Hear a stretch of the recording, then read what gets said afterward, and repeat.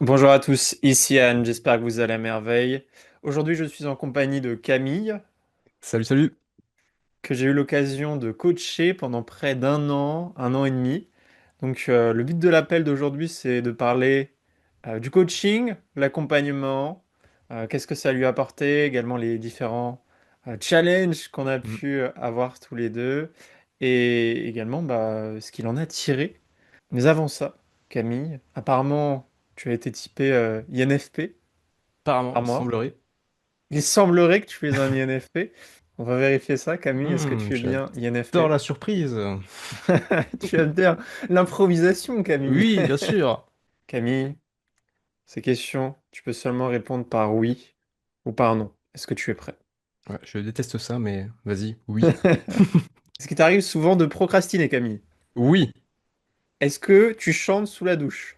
oui, Est-ce que tu écoutes des musiques tristes? oui, beaucoup. Est-ce que tu aimes bien les chats, Camille? J'adore les chats. Comment se passent les maths dans ta vie? Je suis nul à chier. Est-ce que tu as déjà voulu faire une cabane dans la forêt et lire des livres? Lire des livres, pas que vouloir, je fais beaucoup de lectures. C'est que par oui ou par non. Ah merde, bon bah oui, Est-ce que tu as déjà souffert en silence plutôt que déranger quelqu'un? oui, Est-ce que tu as déjà pleuré devant une scène même si c'est pas triste? peut-être. Est-ce que tu as déjà commencé un projet «Je vais changer ma vie» et tu l'as abandonné au bout de 48 heures? Oui, même plus rapidement que ça. Super Camille, tu es bien un INFP, le typage est confirmé. Nous allons pouvoir commencer l'interview. Pour commencer, Camille, est-ce que tu peux te présenter, nous dire un petit peu, dire un peu aux personnes qui regardent cette vidéo qui tu es, d'où tu viens? Ouais, alors je vais essayer d'être très succinct. Du coup, Camille. J'étudie un peu les archétypes de personnalité depuis 1 an, 2 ans. À côté de ça, j'ai fait des études de droit, j'ai été aide-soignant et j'ai été coach pendant 2 ans, 2 ans et demi. Donc j'ai coaché à peu près 150 personnes. Donc j'ai fait pas mal de choses différentes. Et aujourd'hui aussi, j'ai ouvert une chaîne, donc Instagram, TikTok principalement, sur les archétypes de personnalité et ma vision, mon avis personnel sur le sujet. Qu'est-ce qui, de ton côté, Camille, t'a incité à prendre le coaching avec moi il y a de ça un an, maintenant un an et demi? Il y en avait plusieurs. Je pense que la principale, c'est le fait que enfin, au niveau du monde francophone à ce moment-là, tu étais le seul qui parlait vraiment des archétypes de personnalité de cette façon-là, une façon quand même assez détaillée et assez précise. Et c'est vrai que moi j'avais découvert le modèle et je m'y intéressais énormément. Et donc du coup déjà je voulais l'apprendre. Je voulais l'apprendre, l'approfondir, etc. Et je me suis dit il faut s'entourer des meilleurs, tout simplement, de ceux qui savent. Et après c'est vrai qu'en discutant avec toi, j'avais pas mal de choses aussi à régler de mon côté. Euh, pour faire très rapide, j'ai un gros passé de dépression. Il y a des choses voilà, qui revenaient à chaque fois. Et donc, du coup, c'était aussi l'occasion de travailler sur ça, sur plein d'autres sujets comme le passage à l'action, les relations sociales, etc., etc., quoi. Moi, dans ma vie, l'un de mes plus grands soucis, l'un de mes plus grands problèmes, c'était de comprendre les autres. C'était de pouvoir me positionner par rapport aux autres et de comprendre comment ils fonctionnaient et afin de pouvoir être plus à l'aise en fait avec les autres.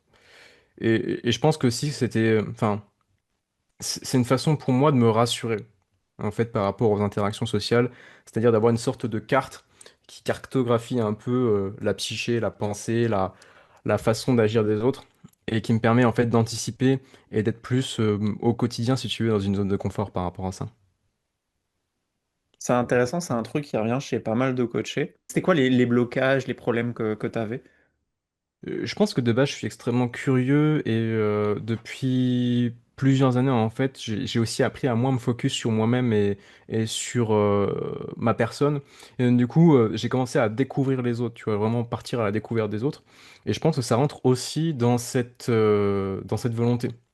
Même si on va pas se le cacher, au fond, il y avait aussi une volonté d'introspection pour mieux comprendre comment je suis, pourquoi j'interagis de telle façon avec les autres, pourquoi je réagis de telle façon selon tel événement ou quoi.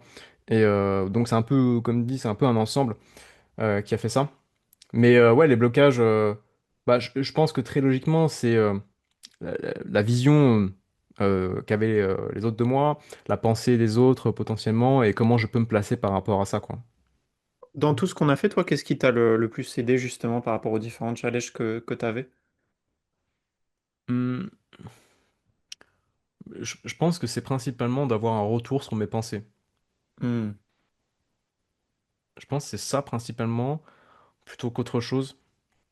Euh, C'est-à-dire que euh, je pense que je suis extrêmement critique avec moi-même. Je suis très dur. J'ai des exigences assez élevées en fait. Et, euh, et donc d'avoir le retour d'une autre personne sur ça et potentiellement bah forcément des conseils qui sont adaptés, ça me permet de prendre du recul, ça me permet aussi de faire les choses et peut-être les bonnes choses plutôt que d'être dans une sorte de boucle de critique qui fait que bah, en fait t'avances pas quoi. Ouais, c'est ce qu'on a discuté pas mal de fois et que même moi j'ai pu subir durant l'année 2025, c'est Ouais. la fameuse boucle cognitive fonction héros, fonction enfant, donc la première et la troisième fonction cognitive. Et quand tu manques de feedback, tu as une boucle connective qui s'active et tu restes dans ta Mm. tête et souvent tu as des pensées qui viennent de plus en plus noires ou t'es de moins en moins bien et tu te déconnectes progressivement. Et le seul truc pour contrer ça, c'est d'avoir du feedback du monde extérieur, quoi. Ouais. Ouais, tout à fait. Et puis enfin, le gros souci, comme tu l'as dit, c'est que tu tombes très rapidement dans que des pensées noires. C'est très rapidement que le négatif qui prend le dessus. Et c'est vrai que sans feedback extérieur, tu peux très rapidement oublier tous les côtés positifs, toutes les avancées que tu as pu faire, même les petites avancées. Et, euh, et donc, ouais, juste tourner en rond sur le négatif, quoi. Mhm. Et toi, comment t'es sorti de cette boucle? Parce que aujourd'hui, toi, tu me dis enfin, globalement, ça va mieux, même si des fois, tu as des petites redescentes. Enfin, Mhm. c'est ta perception. Moi, je te dis que par rapport à certains messages que tu m'as écrits en 2025, qui étaient vraiment super dark, genre vraiment des trucs vraiment dark, enfin, de mon point de vue extérieur, tu vas beaucoup mieux. Donc, toi, selon toi, comment tu as réussi à sortir de ça? Je pense qu'il y a un gros problème avec les INFP, c'est quelque chose que je vois aussi chez d'autres INFP, mais c'était en tout cas le cas pour moi. Le plus gros problème, c'est de surmentaliser les choses. C'est de passer énormément de temps à réfléchir à ce qui pourrait être, à ce qui pourrait se passer, tu vois. Et donc du coup, à énormément anticiper comment je pourrais faire les choses. Et sauf que en restant dans cette boucle de il pourrait se passer ça, je pourrais faire cette chose-là, bah tu restes dans l'inaction et rien ne change. Et je pense que, je dis ça pour moi, mais c'est un message, je pense, pour les INFP en général, nous avons besoin de faire. Voilà. Hmm. C'est aussi simple que ça. Il faut faire. Au bout d'un moment, il faut choisir. Il faut faire un choix par rapport à tout ce qu'on a envie de faire, par rapport à toutes les possibilités, et essayer. Tu vois, tu fais un truc, et, euh, et peu importe ce qui se passe, tu le fais, tu le termines, et c'est bon.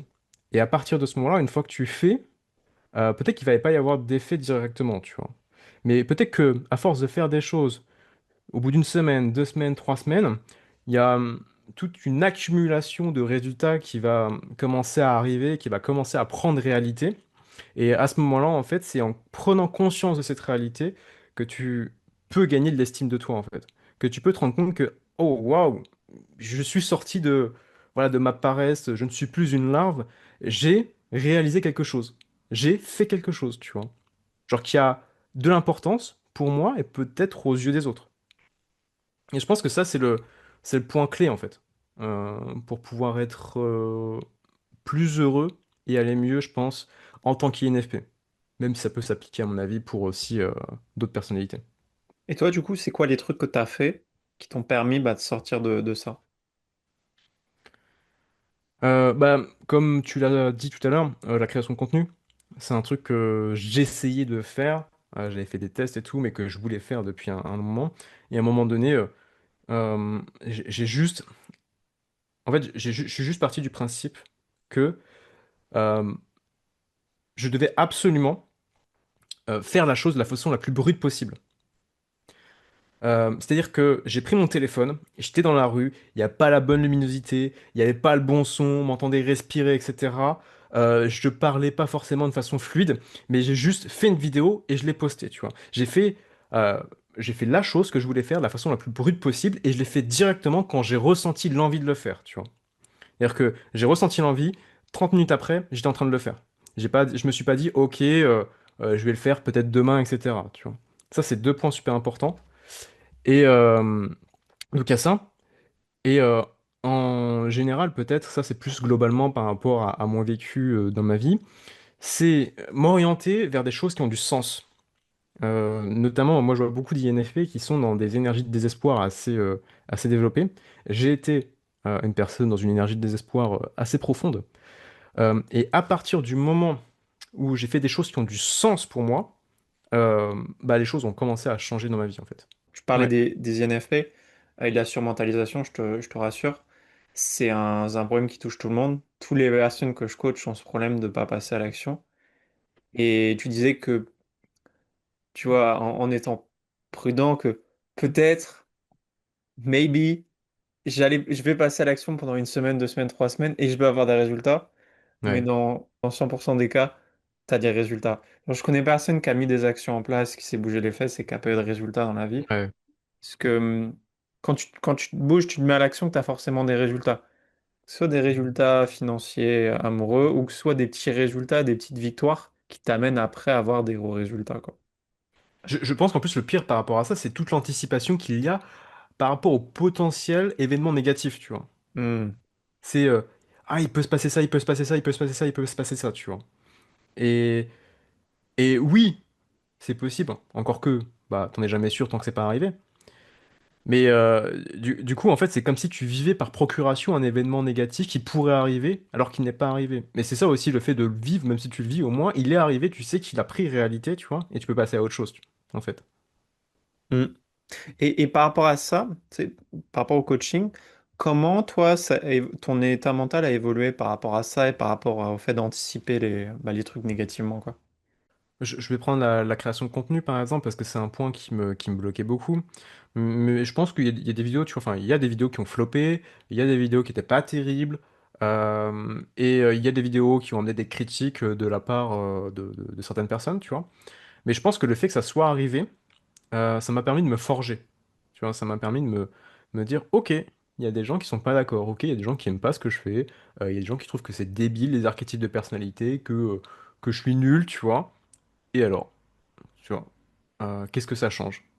À côté, bah justement, il y a plein de personnes qui étaient très intéressées par ce que je disais, que ce soit sur les archétypes ou autres thèmes, etc.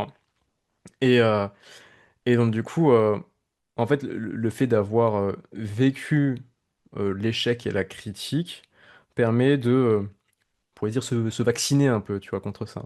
Tu vas combattre un peu toujours contre la maladie, mais tu vas avoir beaucoup plus de défense pour pouvoir la surpasser. Et c'est ce que tu me disais au dernier appel. Maintenant, des fois, il y en a, je leur réponds, tu vois, je leur mets des taquets, tu vois. Je leur dis, il n'y a pas de mauvaises conséquences, en fait, juste à la critique. Ouais, Et et ça, c'est un point où tu as vachement évolué et bah, où je suis content. C'est que il y a.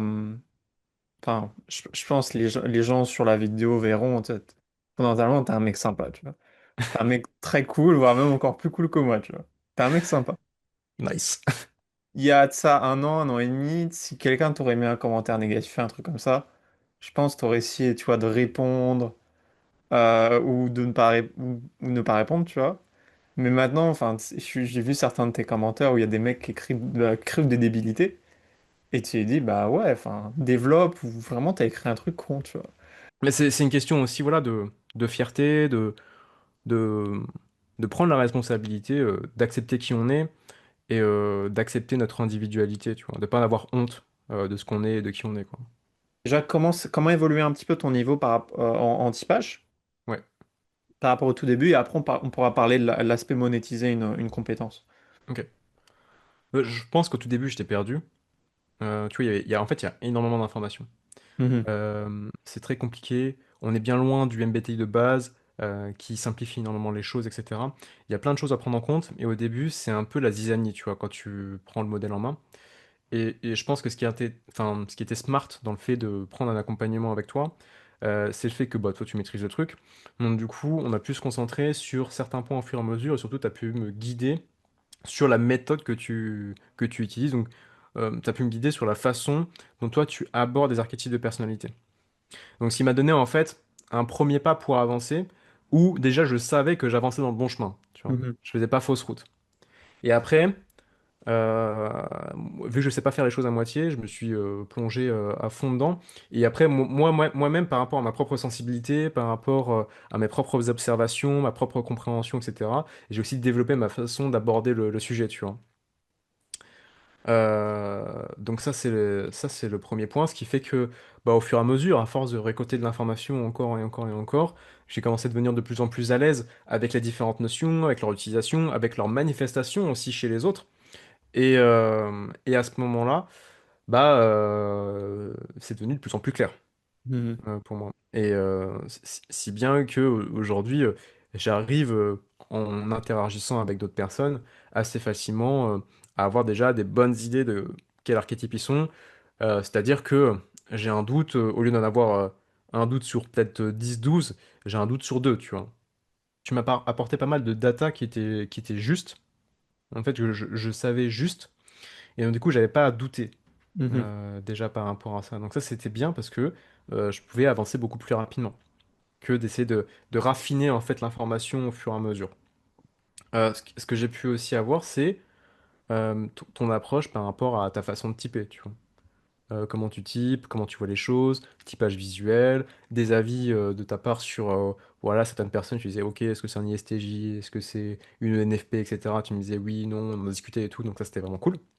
Donc, moi, de ce que je comprends, c'est de la data vérifiée que je t'ai donnée et Mm. aussi des exemples, ce qu'on appelle, bah, du coup, en dispatch, des anecdotes de terrain. Donc, c'est Mhm. surtout ces trucs-là qui t'ont aidé et ma méthode, quoi. Mm. Ouais, tout à fait. Ok, ouais. Ouais. Toi, qu'est-ce que ça t'a apporté les archétypes dans ta vie? Et surtout, qu'est-ce que tu croyais que ça allait t'apporter au début? Et au final, qu'est-ce que ça t'a apporté en fait? Moi, je t'avouerai que mes espoirs se sont révélés être réalité. Ok. Dans le sens où... J'ai accompli le rêve de tous les enfants. Incroyable. C'est le Père Noël. Ouais, non, en fait, moi, l'espoir, il y en avait deux, hein, c'était de mieux comprendre les autres, de pouvoir vraiment euh, pouvoir rentrer plus facilement dans qui ils sont et leur potentiel psyché, tu vois, leur préférence psychologique, et aussi une capacité d'avoir une meilleure interprétation de qui je suis. Tu vois, une capacité à pouvoir mieux comprendre qui je suis, pourquoi j'agis comme ça, pourquoi ma vie s'est développée de telle façon, etc.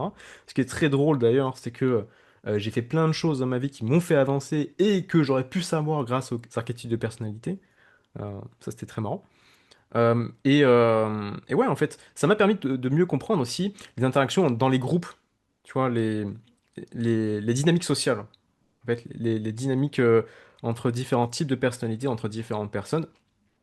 Tu vois, je suis dans un groupe, bah, d'ailleurs, je vais les voir ce soir, mais je suis dans un groupe, il y a il y a deux INTP, un INFP, bon, il y a un deuxième INFP, donc moi, et il doit y avoir un INTJ, euh, voilà, enfin, en tout cas, pas mal d'utilisateurs de SI, quelques utilisateurs de SE, un INTJ, du coup, un ISTP et une ENFJ, tu vois. Et, euh, et c'est très intéressant de voir comment réagissent, enfin, quelles sont les volontés des utilisateurs de SE, par exemple, et quelles sont les volontés des utilisateurs de SI. Et tu vois, de comprendre ça. Pourquoi, à un moment donné, la personne ne veut pas bouger? Pourquoi, à un moment donné, la personne, elle a la flemme d'aller se promener, ça la fait chier, etc. Alors que à côté, t'as une ENFJ qui est en mode, allez, venez, on fait un jeu, allez, venez, on fait ça, Ouais. allez, venez, on va se promener en forêt et tout, quoi. Comment vont interagir les gens? Parce qu'en fait, tu m'avais donné ça comme exemple par rapport au fait de sortir Ouais. la dernière fois et je t'ai trouvé l'exemple super marrant. Donc, si tu veux. On va dire la chose comme ça. Et si, volonté de rester dans sa zone de confort, volonté d'être bien, d'être à l'aise, etc. Et surtout, je ne sais pas ce que je veux faire. potentiellement. Je ne sais pas réellement si j'ai envie de ça. Machin. Euh, voilà, donc dis-moi ce que je dois faire. Euh, Mais bon, ça doit me plaire par contre. Si ça me plaît pas, bon, Ah, le on chiant. va se calmer. Oh, le chiant. Et effectivement, il y avait cet exemple-là où on était un lendemain de soirée. Donc certaines personnes étaient encore un peu, tu vois, genre fatiguées, un peu voilà. Il y en avait juste, enfin, les utilisateurs de SI voulaient rester assis dans le canapé, jouer aux jeux vidéo. Et les deux utilisateurs de SE, ISTP et ENFJ, voulaient aller se promener en forêt pour prendre l'air, pour se revigorer, pour faire des choses, tu vois. Et, euh, et en fait, tout le monde était très content. Ils sont partis en forêt Ah, et du les coup, autres sont vous êtes restés séparés. à jouer aux jeux Ah, vidéo. c'est marrant, ok. Ok, Et tout le monde était très content, tu vois. Mais pas les mêmes besoins psychologiques. ok, ouais. Ouais, du coup, vous avez séparé les groupes. Ouais, je pensais il y avait un groupe qui avait pris le dessus sur l'autre, mais ah ouais, ok. Non, non. Non, non, mais c'est vraiment, ils sont restés à fond dans leur. Enfin, les SI Toi, users sont restés à fond dans leur truc. Et bah, moi, j'ai suivi par contre dans la forêt. t'avais envie de voir ce que faisaient les SE. Ouais, en vrai. Oh, il se passe quoi là-haut? Pour revenir un petit peu, toi, sur l'aspect l'aspect typage et conclure progressivement cette belle interview. Euh, donc, tu as développé tes compétences, tu as bossé là-dessus, et du coup, tu as monétisé en partie ces compétences en Mhm. typage. Ça a été quoi un petit peu les blocages, les pensées limitantes que tu as pu avoir? Ouais, alors c'est vrai que déjà, ce qu'il faut dire, c'est que moi j'ai un background, tu vois. Il y a eu ton accompagnement, il y a eu aussi tout ce que j'ai fait derrière. Bon, j'ai 30 ans aussi, donc j'ai un peu d'expérience de vie.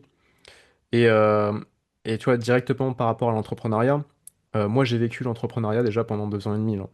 Enfin, à travers d'autres relations, etc. J'ai travaillé avec d'autres entrepreneurs, donc j'ai vu ce qui était possible de faire. Déjà, il y a beaucoup de barrières qui ont sauté sur, waouh, c'est possible de monétiser, genre ton savoir, ta Mhm. compétence, tu vois.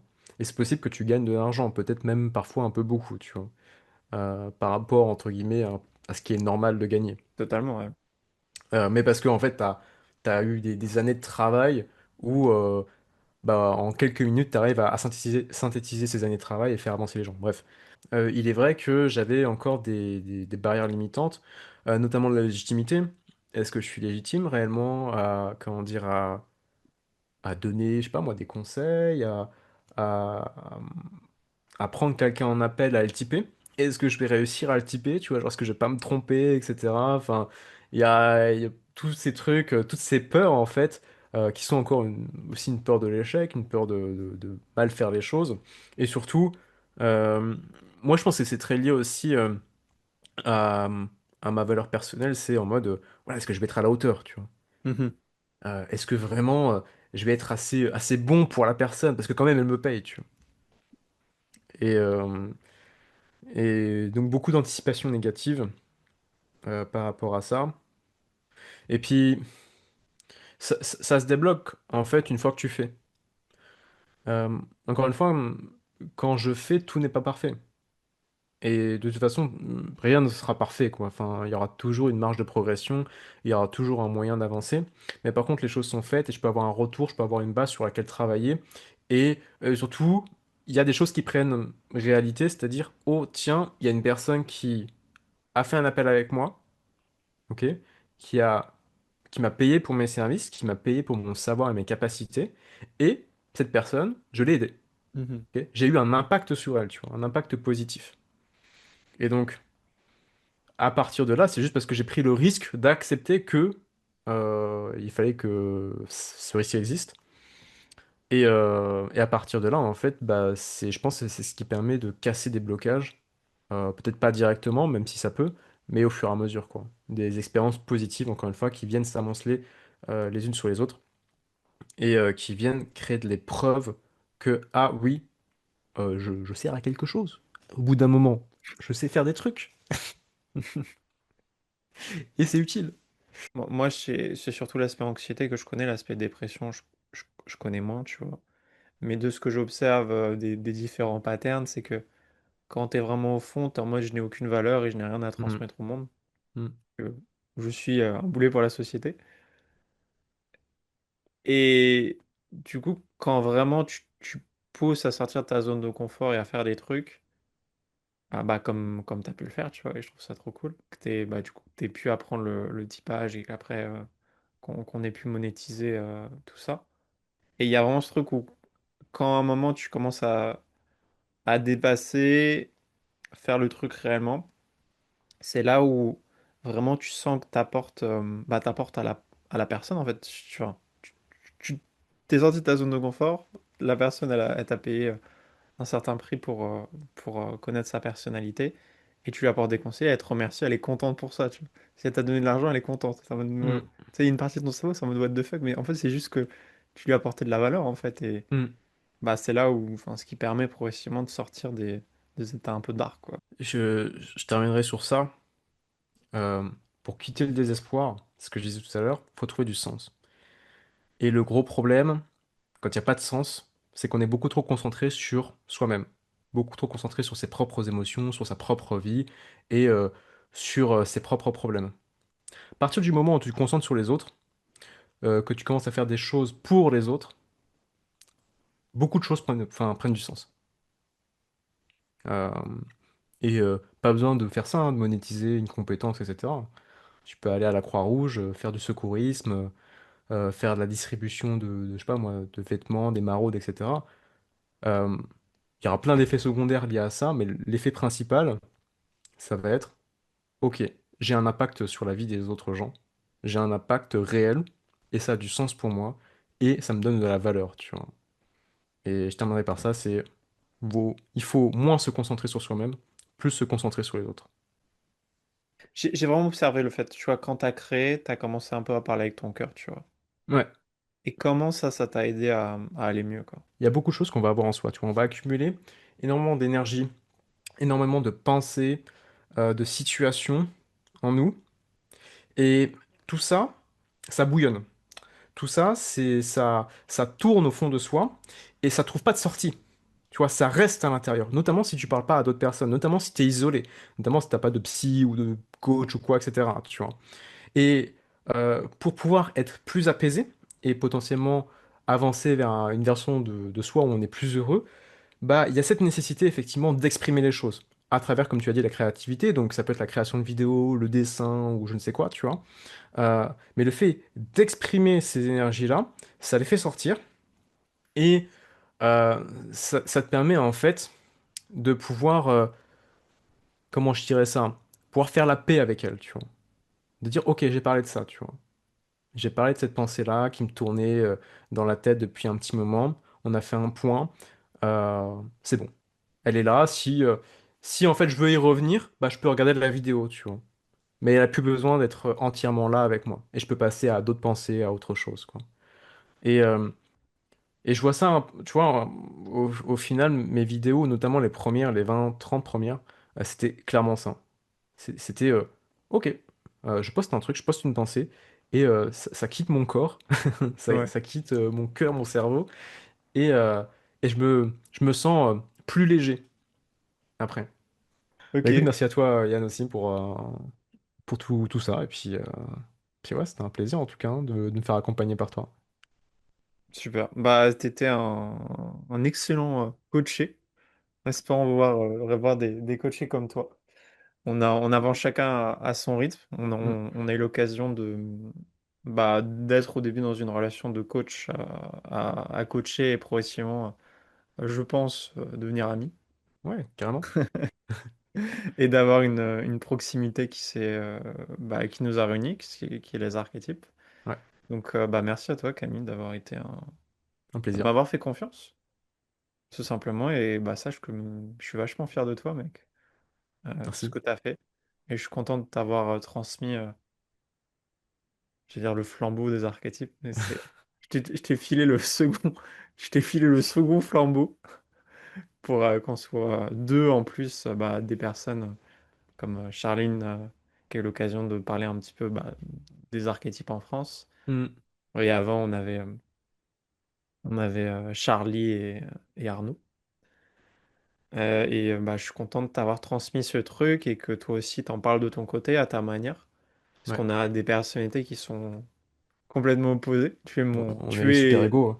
et je suis ton super ego. Ouais. Et donc, bah, ça permet à d'autres personnes qui vont pas forcément fitter avec moi d'aller vers toi, des personnes qui vont pas forcément fitter avec toi d'aller vers moi. Et c'est quelque chose de très cool. Si de votre côté, vous souhaitez prendre un appel de typage, je mettrai le lien en description. Également, si vous souhaitez tout simplement un appel, parce que peut-être ce que moi et Camille, on a discuté durant la vidéo, ça a résonné avec vous.